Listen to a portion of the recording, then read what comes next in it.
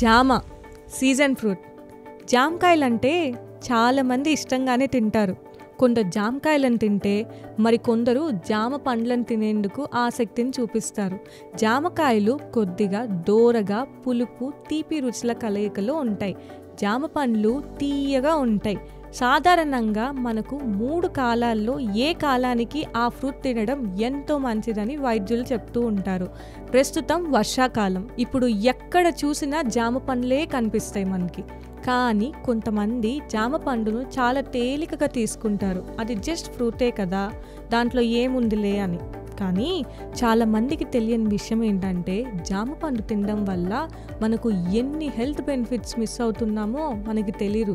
జామ తినడం వల్ల సీజన్గా వచ్చే దగ్గు, జలుబు వంటి సమస్యల నుంచి ఉపశమనం అయితే లభిస్తుంది.